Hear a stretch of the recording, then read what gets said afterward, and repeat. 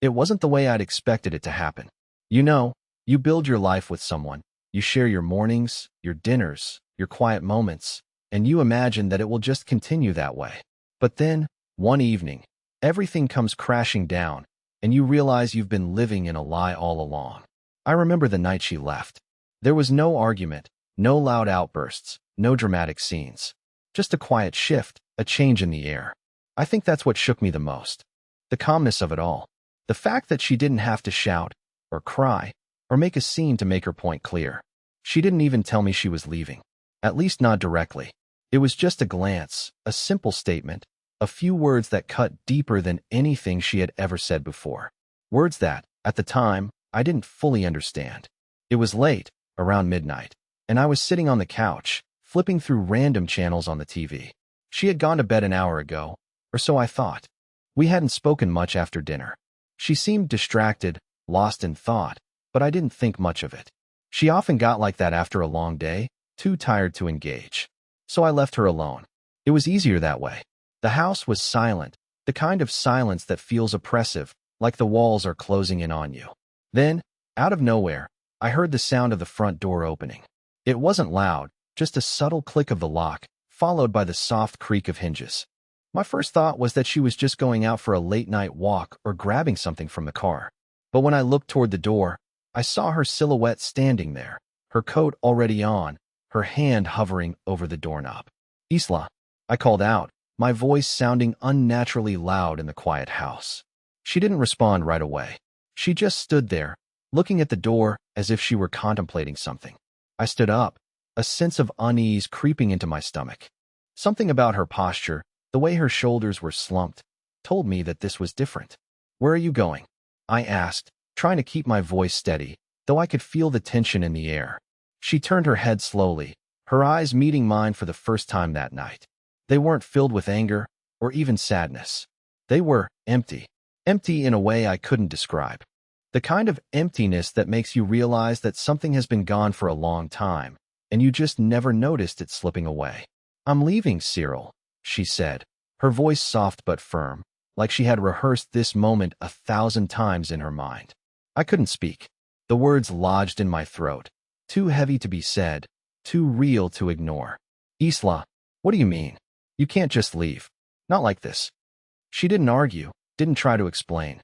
Instead, she stepped closer to the door, the weight of her decision heavy in every step. The sound of her boots against the hardwood floor seemed deafening in the silence. "I have to," she replied, almost in a whisper.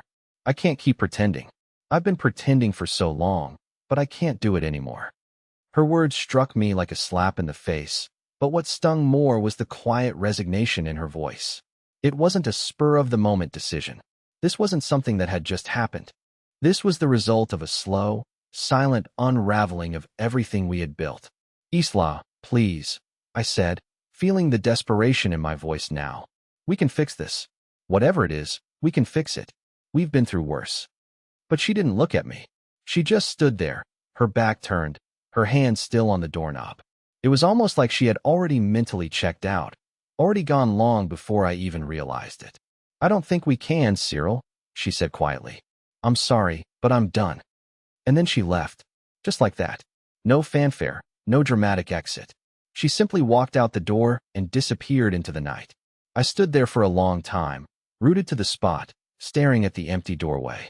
The silence that followed felt suffocating. I didn't know what to do, or where to go, or how to fix whatever had broken between us. All I could do was stand there, in the stillness, as the weight of her words sank in. She was gone, and I was alone.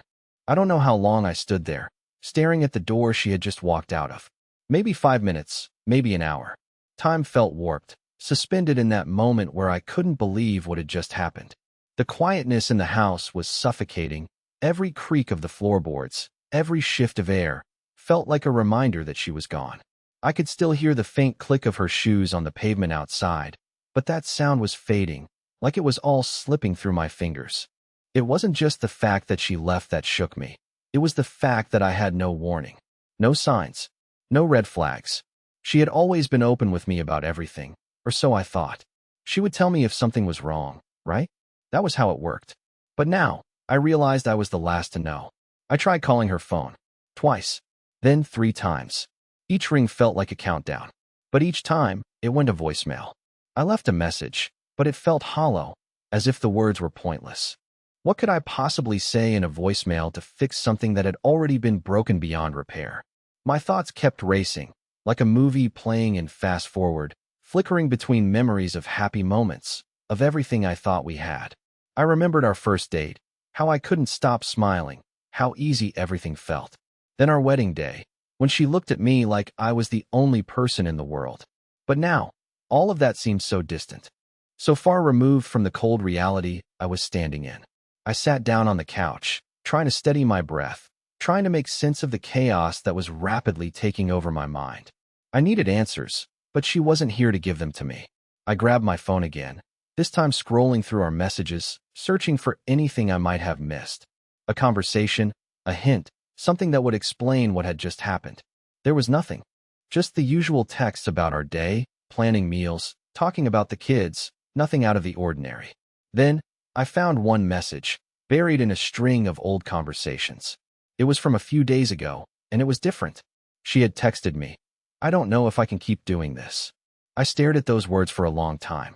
Why hadn't I noticed it? Why didn't I ask her about it when I had the chance? I had assumed it was just one of those fleeting moments, the kind that come and go. But now, reading it again, I could see that it wasn't just a passing thought. She had been struggling, and I had no idea. My heart sank, the weight of the realization crashing over me like a wave. She had been trying to tell me something for days, maybe even weeks, and I hadn't heard it. Or worse, I hadn't wanted to hear it. I had been so caught up in my own world, so wrapped up in the routine of life, that I missed the cracks forming beneath the surface. I wasn't ready for this. I wasn't ready for her to walk out the door. But she had, and now I was left to pick up the pieces of a life I thought I understood. And somewhere in the back of my mind, a small, nagging thought began to grow. Had this been building for longer than I realized? Had she already checked out? Before I could go further down that dark path, my phone buzzed. A message. It was from her. To be continued. I stared at my phone for a few seconds, the message notification glaring at me like a sign I wasn't sure I was ready to read. It was from her. Isla. I didn't even have to unlock the phone. Her name was right there in the preview. For a brief moment, I wondered if I should just delete it. Pretend I didn't see it. Maybe let things go, give her space, whatever that meant.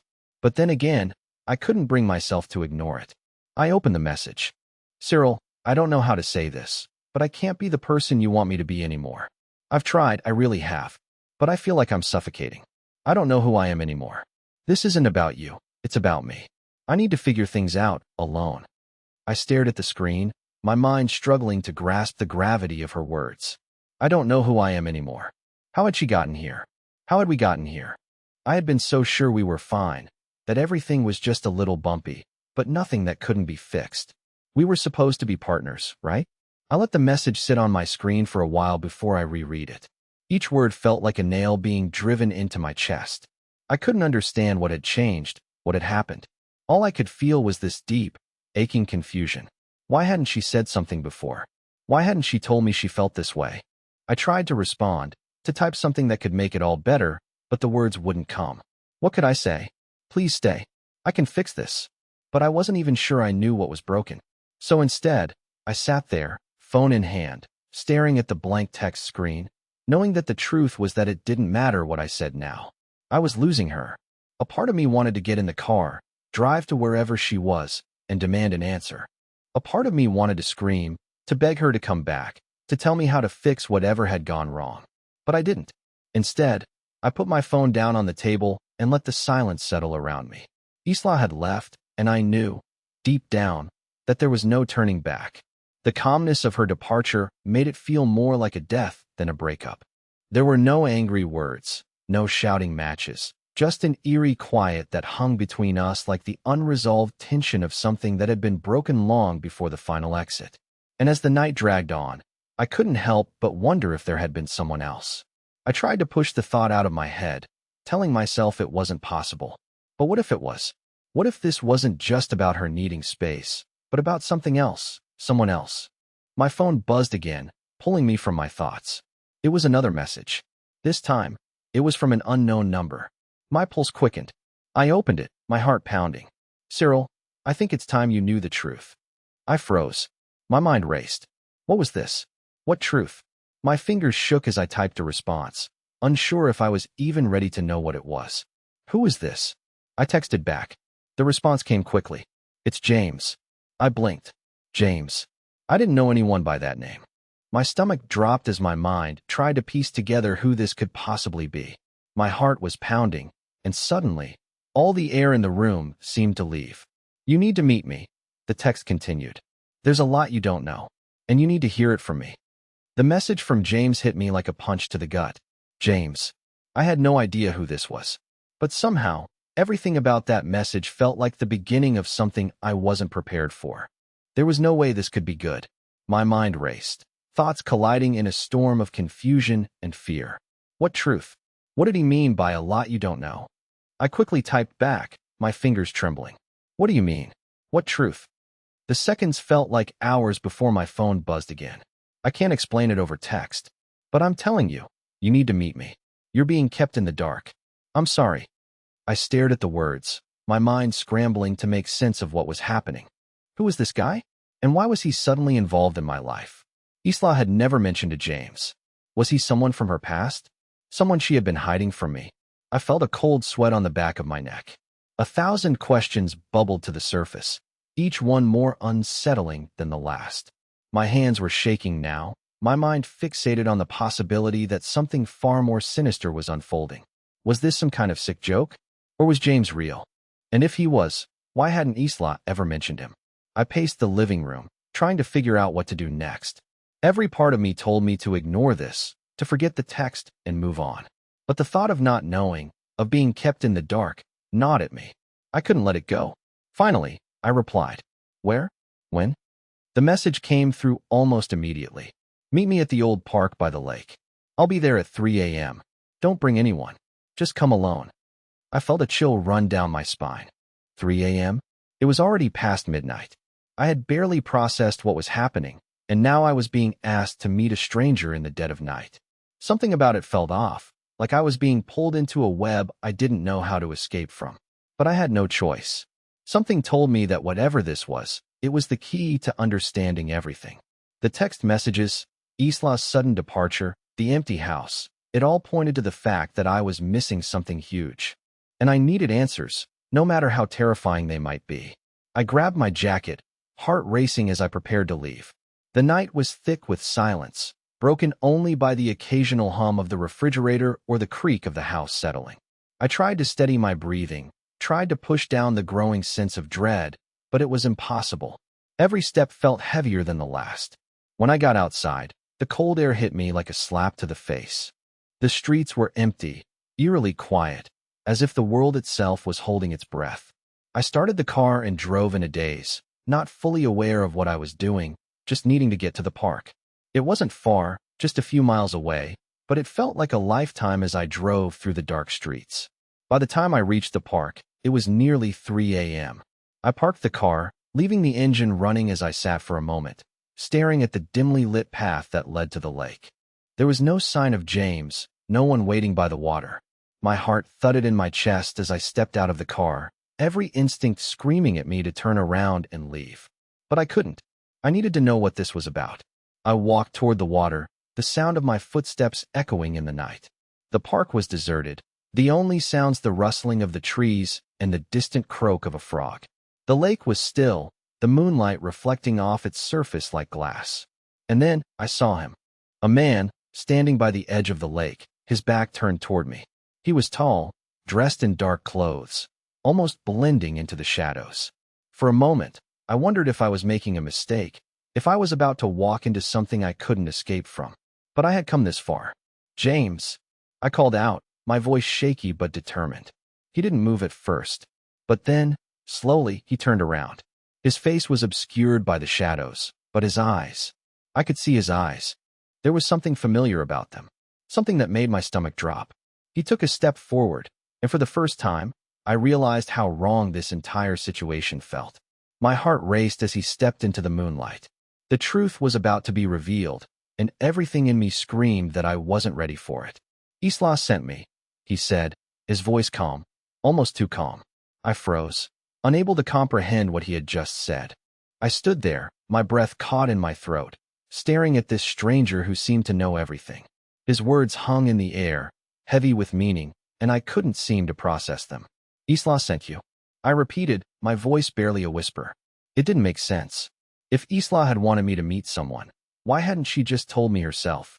Why this mysterious man, in the middle of the night, in a deserted park by the lake? He nodded slowly, his eyes fixed on me. She didn't want to do this herself, but she needs you to know the truth. About everything.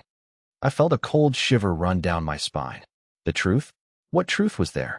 What could this man possibly know that I didn't? Who are you? I asked, my voice trembling now. Why are you involved in all of this? He didn't answer right away. Instead, he glanced around, like he was making sure no one else was around. His movements were cautious, deliberate, like he was hiding something. I'm someone who's been watching for a long time, he said quietly. Someone who knows things about Isla that you don't, and you need to hear it.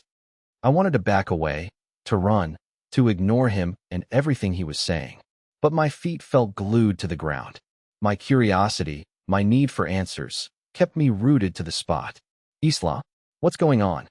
I asked, desperation creeping into my voice. Where is she?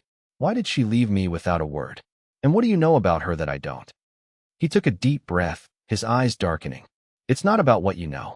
It's about what you don't. And I'm here to tell you that it's far worse than you think. The weight of his words hit me like a ton of bricks. What did he mean by that? What could be worse than her leaving without explanation? What was this man trying to tell me? I don't have time to explain everything right now, he continued, his voice low, almost urgent. But you need to understand this. Isla's been hiding things from you. Big things. And it's all coming to a head. She's involved with someone else. The world seemed to tilt beneath me. Someone else. My mind reeled, the thoughts crashing against each other like waves. Had she been seeing someone behind my back? Was this why she'd left? Why she'd been so distant? But before I could say anything, he cut me off. She didn't want you to know, but it's time you did, he said. I don't want to drag you into this, but it's already too late. I felt sick to my stomach. My heart raced, and my thoughts spiraled out of control. Isla, someone else? How long had this been going on? Why hadn't I seen the signs? Why didn't I know? I opened my mouth to ask more questions, but before I could speak, he stepped closer, lowering his voice. You need to get to the hotel on 5th Street, he said. There's someone there who can answer all your questions. Someone who knows everything. You're not going to like what you find, but you need to see it for yourself. I felt my hands shake as I processed his words. A hotel? Why there? Who was waiting for me there? I didn't have time to ask any more questions. He turned and started walking away, disappearing into the shadows before I could say another word. I stood there for a long moment, frozen, my heart hammering in my chest. I didn't know what drove me forward. Maybe it was the shock, the adrenaline coursing through my veins, or maybe it was the fact that I had no choice anymore. This stranger, James, had just opened a door I hadn't even realized existed, and now I was standing at the threshold of something I wasn't prepared to face. The hotel on 5th Street was old, run down even, the kind of place you only see in crime thrillers or seedy detective novels. I parked my car at the curb, the neon lights of the sign buzzing faintly in the cold night air. Everything felt wrong, the night too still, the air too heavy with anticipation. I hesitated before stepping out of the car, my hand gripping the door handle tightly. The street was quiet, too quiet, and the hairs on the back of my neck stood on end. Something about this place felt off, but there was no turning back now. I had to know the truth. I walked toward the entrance, the door creaking as I pushed it open. The lobby smelled faintly of old wood and stale air, and the dim lighting did nothing to reassure me. There was no one at the front desk, but I didn't care to ask for help. I knew where I was supposed to go. The elevator was at the end of the hallway. I stepped inside, and the elevator groaned as it started its slow ascent. The building seemed like it was barely holding together. I could hear the distant hum of machinery somewhere below, and for a moment, I wondered if I had made a mistake. But it was too late to back out. I needed answers. The elevator stopped on the 4th floor. I walked down the narrow, dimly lit hallway, each step echoing in the silence. The doors were numbered, the gold plaques tarnished with age. Room 407. The door was slightly ajar, just enough to see the dim lights spilling out from the inside. My pulse quickened as I approached, my hand reaching out toward the handle. Before I could knock or open the door, I heard a voice from within. "Come in." It was a man's voice. Calm. Authoritative. I hesitated, my hand hovering over the door, my breath caught in my throat. But the urge to know, to finally understand what was happening, pushed me forward. I opened the door. Inside, the room was small, but clean, the walls lined with dark wood panels. A man stood by the window, looking out at the city below. He didn't turn around when I entered. His back was to me, his figure casting a long shadow in the faint light. "Sit down," he said, his tone even but firm. I didn't question it. I sat in the chair across from him, my heart racing, unsure of what to expect. I didn't know who this man was, but I could feel the weight of his presence. He was someone who knew things I wasn't ready to hear. Finally, after what felt like an eternity, he spoke without turning around. "You're wondering why you're here, aren't you?" I didn't respond. I couldn't. "You think this is about Isla, but it's not. Not really." His words hit me like a slap in the face. I had thought this whole thing was about Isla, about her betrayal, about the sudden, unexplained distance between us. But this man was telling me something different. He turned around slowly, his eyes locking onto mine.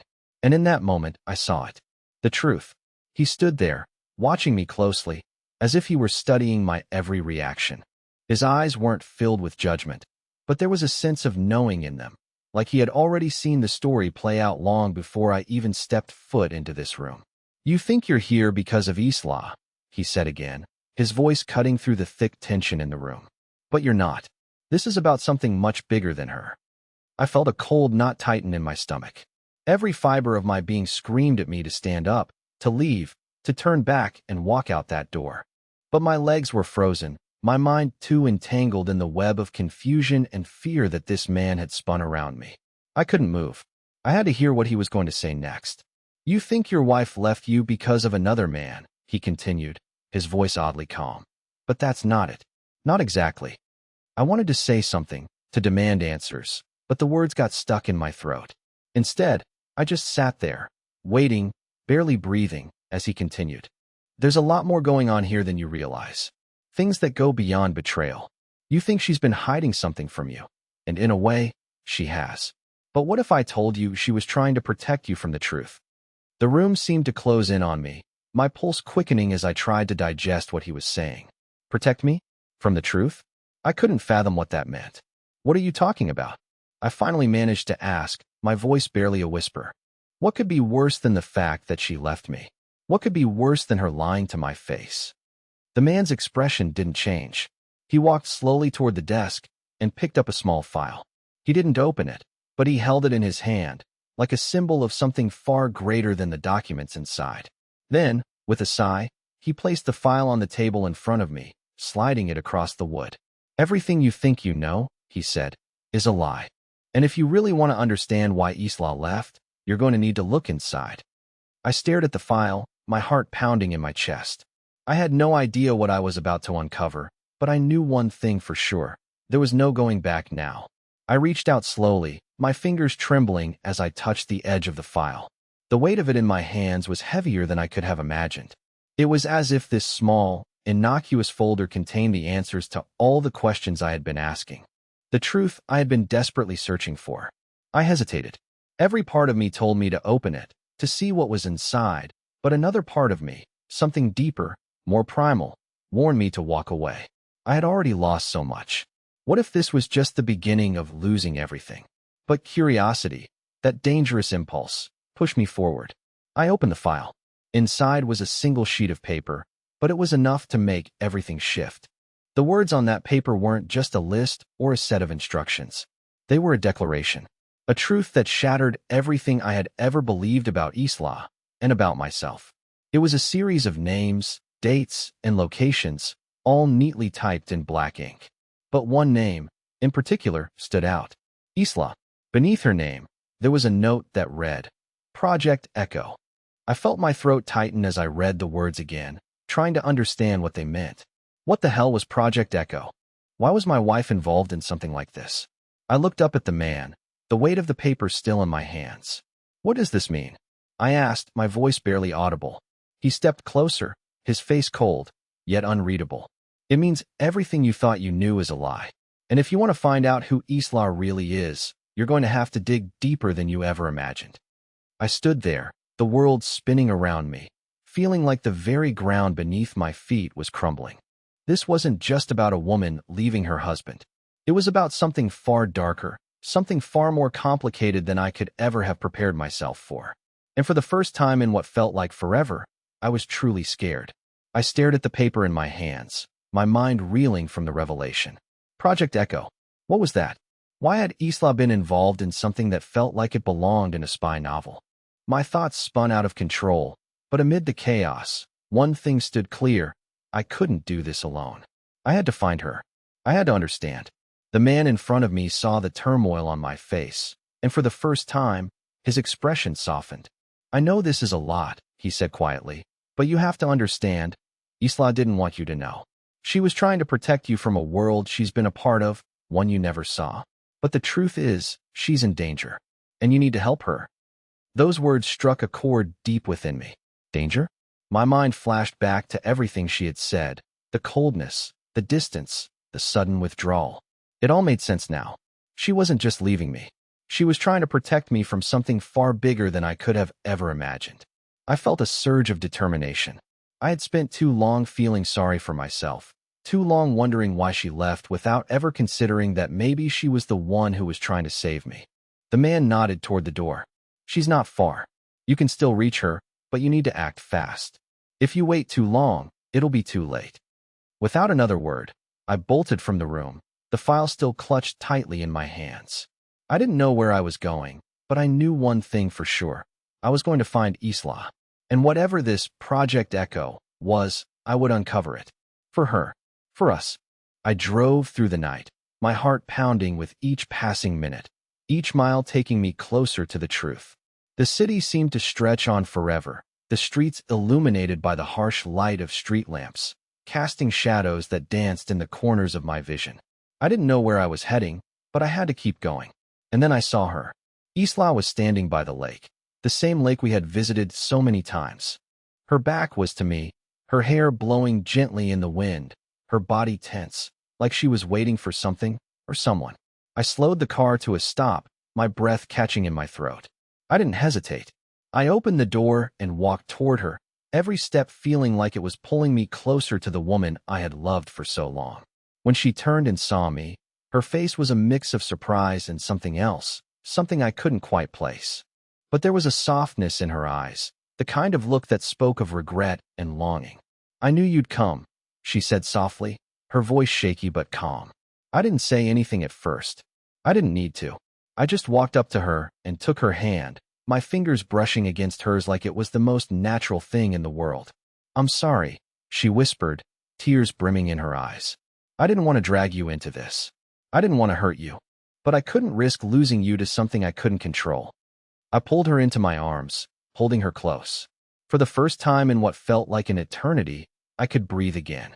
We'll face this together, I said quietly, my voice firm with a sense of certainty I hadn't felt in months. Whatever this is, we'll figure it out. She nodded, her head resting against my chest, and for the first time, I realized how much I had taken her for granted. The quiet moments, the small gestures, the everyday things we had shared. None of it was perfect, but it had been ours. I love you, Cyril, she whispered. I'm sorry I didn't tell you sooner. But I couldn't. I gently placed a finger on her lips, silencing her. You don't have to explain anymore. I understand now. And as the first light of dawn began to break over the horizon, I knew that no matter how dark the road had seemed, we were going to make it. Together. The truth had come to light, and it was time for us to move forward, stronger and more united than ever before. Whatever the future held, we would face it side by side. And for the first time in a long while, I believed that everything would be okay.